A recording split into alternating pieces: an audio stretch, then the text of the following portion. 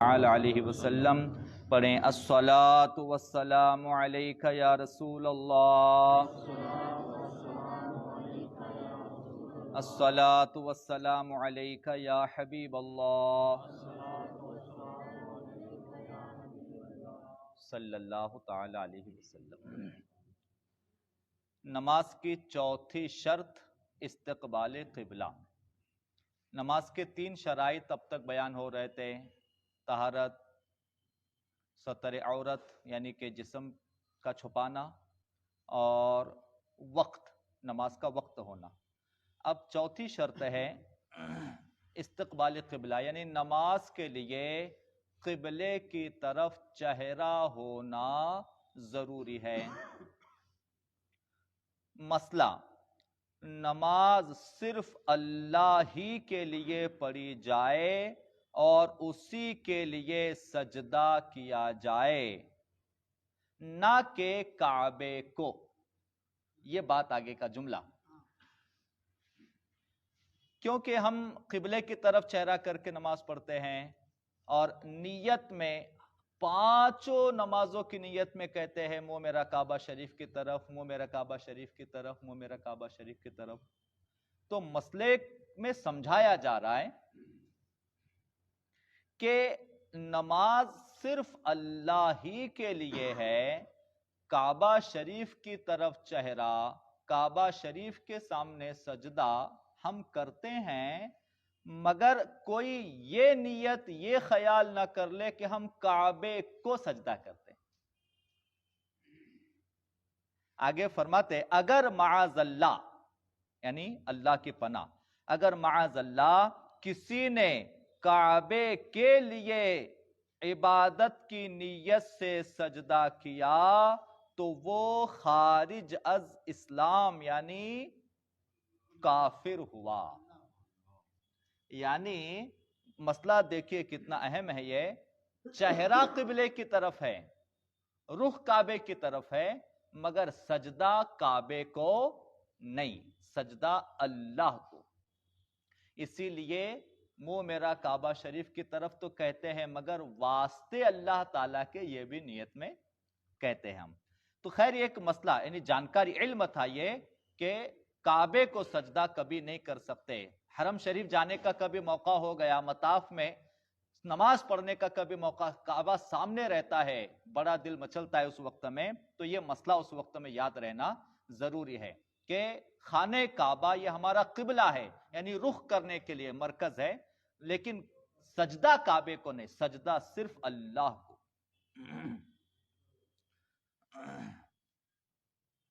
اچھا،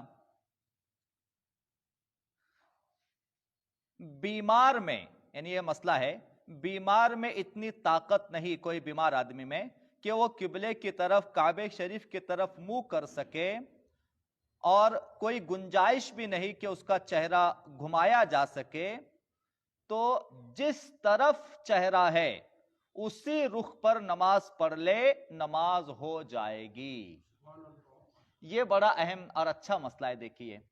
اچھا، یہ آگے بڑھنے سے پہلے اس میں 2 اور نقطے ہیں، ایک سوال کر کے آگے بڑھتے ہیں۔ ہم نے تیمم کے بارے میں بتایا تھا نا کچھ مجلس پہلے، تیمم کے بارے میں بتایا گیا تھا، تو تیمم کا طریقہ آپ لوگوں میں سے کوئی بتا سکتا ہے کہ کیا بھول گئے؟ تیمم کا طریقہ کیا تھا؟ طریقہ جی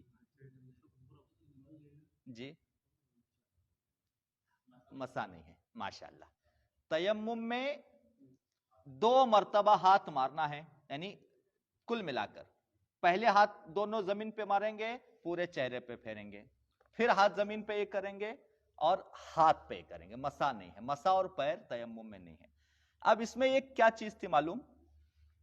جیسا کہ تیمم کا یہ مسئلہ تھا کہ تیمم اس وقت کیا جائے جب 1 میل دور پر پانی نہ ہو، یعنی اس وقت ہم نے یہ بتایا تھا کہ 1 میل دور تک پانی نہیں ہے تو تیمم، مگر 2 باتیں اس میں رہ گئی جناب۔ وہ یہ کہ تیمم کی 1-2 صورتیں اور بھی ہے، جیسا کہ یہ بات ابھی سامنے آئی۔ وہ یہ کہ سخت سردی کا موسم ہے، کوئی ایسا بیمار ہے کہ اگر ٹھنڈے پانی میں ہاتھ ڈالے گا یا ٹھنڈا پانی استعمال کرے گا تو اس کی بیماری یقینی طور پہ بڑھے گی اور جان کا خطرہ لاحق ہو جائے گا یا بیماری میں اضافہ ہوگا، تو اب اس صورت میں پانی بغل میں ہوتے ہوئے بھی اجازت ہے کہ تیمم کر لے۔ اور دوسرا، یہ بیمار کا مسئلہ ابھی جو بیان ہوا، کوئی بستر پہ پڑا ہوا ہے، کوئی گنجائش نہیں اٹھنے کی کہ جائے اور وضو کر سکے، تو اب اس بیمار کو بھی اجازت ہے، پانی بازو میں ہے پھر بھی اس بیمار کو جو بستر سے نہیں اٹھ سکتا، اس بیمار کو بھی اجازت ہے کہ تیمم کر کے نماز پڑھ لے۔ اور تیمم کے لیے اب یہ سوال آئے گا کہ بھائی زمین تو باہر ہے، مٹی کہاں سے لائیں گے؟ تو مٹی کا مسئلہ یہ ہے، مٹی کی جنس والی کوئی بھی چیز، جیسے کہ اگر دیوار ہے، دیوار پہ دھول جم جاتی ہے، اگر اس دیوار کی دھول کو بھی اگر ہاتھ سے صاف کر کے اس سے بھی کر لیا تو بھی تیمم ہو جاتا ہے۔ یا اینٹ یا پتھر لایا جائے اور اینٹ پر جو مٹی کے اثرات ہوتے اس پہ ہاتھ پھیر کے تیمم کیا جائے تو بھی تیمم ہو جاتا ہے۔ بس اتنا ہے کہ مٹی کی جنس ہونی چاہیے، یعنی مٹی کی جنس اس میں ہونی چاہیے جس پہ ہاتھ رکھا جائے یا ہاتھ اس پہ ملا جائے۔ اور یہ بھی ضروری نہیں کہ جیسے ہم کہتے ہیں مٹی میں دھول میں ہاتھ یہ کر کے چہرے پہ پھیرنا ہے تو وہ دھول یا مٹی کا اثر چہرے وغیرہ پہ ایسا نظر آنا چاہیے، دکھنا چاہیے، ایسا بھی کوئی مسئلہ نہیں ہے۔ بس ذرا سی دھول لگ گئی تو بھی کافی ہے، یعنی تیمم ہو جائے گا۔ تو اب بیمار کے لیے جو بستر پہ پڑا ہوا ہے، اٹھنے کی کوئی گنجائش نہیں، اس کے لیے یہ مسئلہ ہے کہ تیمم کر کے وہ نماز ادا کر سکتا ہے۔ مسئلہ، اگر قبلہ معلوم نہ ہو، کوئی ایسی جگہ پہ، سفر میں اکثر یہ مسئلہ درپیش آتا ہی رہتا ہے، اگر قبلہ معلوم نہ ہو اور کوئی بتانے سمجھانے والا بھی نہ ہو تو مومن، نماز پڑھنے والا مومن سوچے، ارادہ کرے، جس طرف اس کا دل گواہی دے، جس طرف دل جم جائے اسی طرف چہرہ کر کے نماز پڑھ لے، اس کے حق میں اسی جانب قبلہ ہے۔ کہ اگر قبلہ معلوم نہیں ہے، سمت جانتا نہیں ہے، تو بس دل میں ارادہ کر لے، سوچے، سوچ کے جہاں دل گواہی دے، اپنے دل کو کہہ دے، اپنے دل کو سمجھا دے، اپنا دل گواہی دے دے کہ قبلہ اسی طرف ہونا چاہیے، تو پھر اس طرف چہرہ کر کے نماز پڑھ لے، اس کے لیے اسی سمت قبلہ ہے۔ بلکہ ویسے تھوڑا سا دھوپ اور سورج سے بھی اندازہ لگایا جا سکتا ہے دن میں، ظہر یا عصر میں، مگر مغرب، عشاء اور فجر میں یہ ممکن نہیں ہے۔ تو بس دل میں ارادہ کر لے، جہاں اس نے سوچا اور نماز پڑھ لی، جا قبلہ سوچ کے نماز پڑھ لی، اس کی نماز باقاعدہ ہو گئی۔ اور ایسی ہوئی، آگے دیکھیں، آگے فوراً مسئلہ ہے اس کے آگے، کہ جس نے دل میں ارادہ کیا اور نماز ادا کر لی اس طرف قبلہ ہے سمجھ کر، اور حقیقت میں اگر وہاں قبلہ نہیں ہے، ایسا بعد میں معلوم ہوا، تب بھی نماز دہرانے کی ضرورت نہیں ہے۔ ماشاءاللہ۔ جب حالت نماز میں نماز پڑھتے ہوئے نمازی نے قبلے کی طرف سے